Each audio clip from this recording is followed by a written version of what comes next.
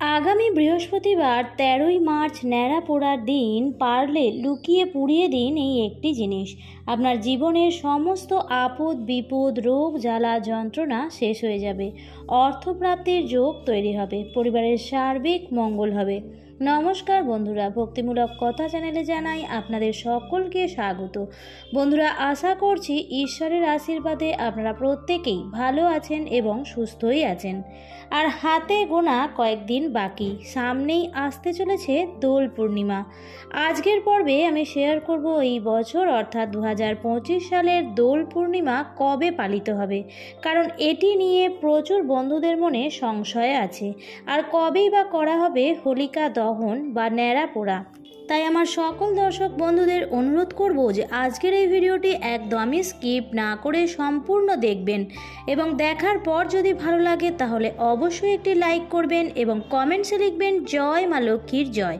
এবং বন্ধুরা, ভিডিওটি শেয়ার করবেন আপনাদের নিকট আত্মীয় স্বজন এবং বন্ধু বান্ধবদের সাথে। দোল পূর্ণিমার আর বেশি দিন বাকি নেই, তাই ভিডিওটি পেলে প্রত্যেকেই উপকৃতই হবেন। চলুন বন্ধুরা, প্রথমেই আপনাদের জানিয়ে দিই দোল পূর্ণিমা আপনারা কবে পালন করবেন এবং ন্যাড়া পোড়াই বা কোন দিন পালন করা উচিত হবে। দোল পূর্ণিমা পড়েছে বাংলার 29শে ফাল্গুন 1431, ইংরেজির 14ই মার্চ 2025 শুক্রবার দিন। পূর্ণিমা তিথি শুরু হচ্ছে আগের দিন অর্থাৎ বৃহস্পতিবার সকাল 10:24 থেকে, আর পূর্ণিমা তিথি থাকছে 29শে ফাল্গুন 14ই মার্চ শুক্রবার সকাল 11:35 পর্যন্ত। পূর্ণিমা তিথি বৃহস্পতিবার সকালে শুরু হলেও উদয়া তিথি মেনে এই দোল পূর্ণিমা পালিত হবে পরের দিন 14ই মার্চ শুক্রবার দিন, কারণ শুক্রবার সকাল 11:35 পর্যন্ত থাকছে পূর্ণিমা তিথি। সেই কারণে শাস্ত্রমতে দোল পূর্ণিমা শুক্রবার দিনই পালিত হবে। তাই বন্ধুরা, ন্যাড়া পোড়া কিন্তু হবে 13ই মার্চ আগামী বৃহস্পতিবার দিন। এবার আমি আপনাদের জানিয়ে দেব যে এই হোলিকা দহনের বিশেষ দিনে আপনারা আপনাদের বাড়ির কোন জিনিসটি পুড়িয়ে দেবেন। পুরাণ অনুযায়ী হোলিকা দহন অসত্য ও অধর্মের বিরুদ্ধে লড়াইয়ে সত্য ও ধর্মের জয়ের প্রতীক।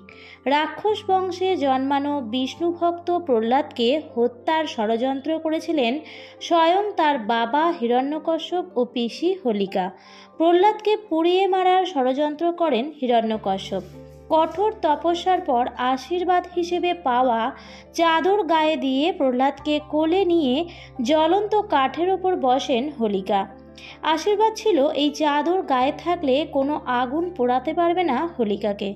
বিষ্ণুর উপর বিশ্বাস রেখে তার নাম জপ করতে করতে প্রহ্লাদ জ্বলন্ত কাঠের ওপর অধিষ্ঠিত হোলিকার কোলে বসে পড়েন, কিন্তু নারায়ণের কৃপায় সেই চাদর উড়ে গিয়ে প্রহ্লাদের শরীর ঢেকে দেয় এবং আগুনে পুড়ে যান হোলিকা।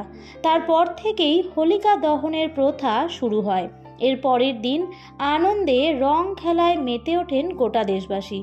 বন্ধুরা, ফাল্গুন মাসের শুক্লপক্ষের সপ্তমী বা অষ্টমী তিথি থেকে ফাল্গুন মাসের পূর্ণিমা তিথি পর্যন্ত এই যে সময়কালটি, এটিকে বলা হয় হলাষ্টক।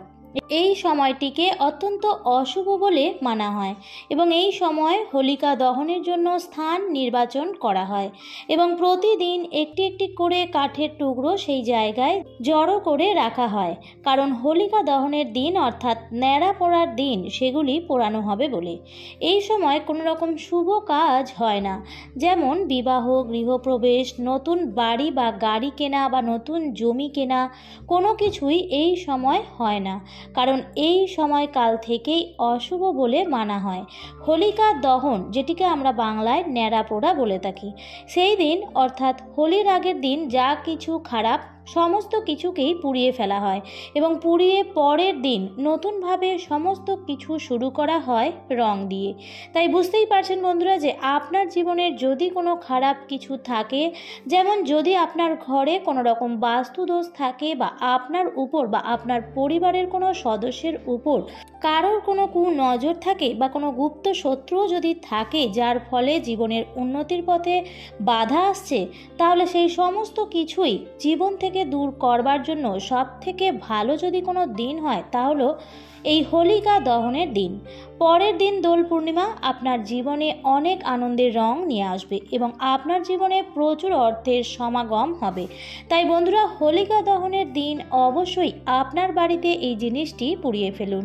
ঘরের বাস্তু এই দিন ঠিক করুন এবং পরের দিন দোল পূর্ণিমার দিন আপনি আপনার ঠাকুরকে পুজো দিন, সমস্ত মনস্কামনাও পূর্ণ হবে।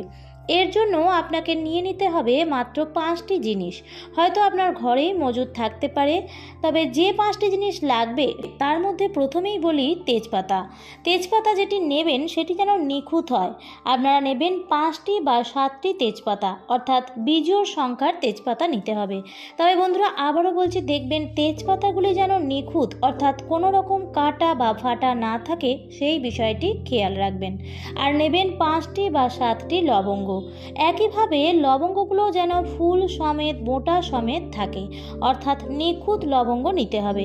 আর নেবেন নিম পাতা, শুকনো বা কাঁচা যে কোনো ধরনের নিম পাতা নিলেই হবে।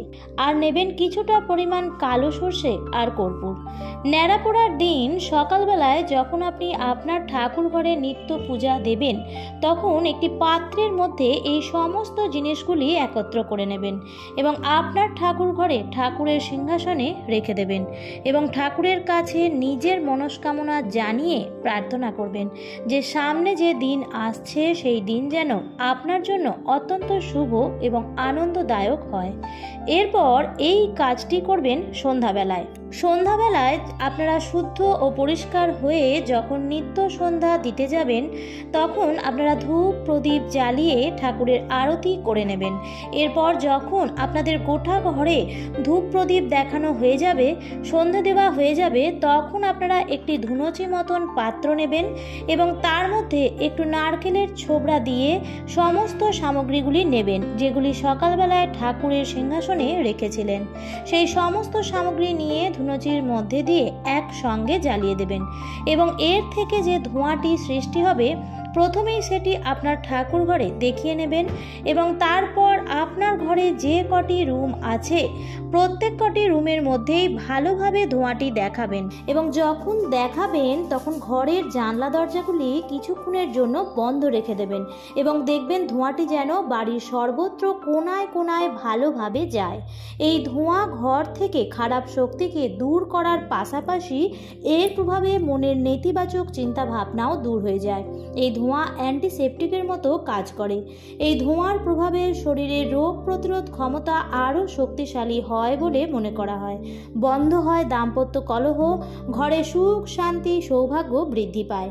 যাই হোক বন্ধুরা, এরপর কিছুক্ষণ ধোঁয়াটি ঘরে থাকার পর সবার প্রথমেই আপনারা আপনাদের ঘরের মুখ্য দরজাটি খুলে দেবেন এবং তারপর একে একে সমস্ত জানলা দরজা খুলে দেবেন। এছাড়াও বন্ধুরা, পরিবারের কোনো ব্যক্তির ওপর যদি কোনো রকম নজর দোষ লেগে থাকে, তাহলে এক মুঠো কালো সর্ষে এবং 5টি শুকনো লঙ্কা নিয়ে সেই ব্যক্তির ওপর অ্যান্টি ক্লকওয়াইজ 7 বার ঘুরিয়ে আগুনে পুড়িয়ে দিন।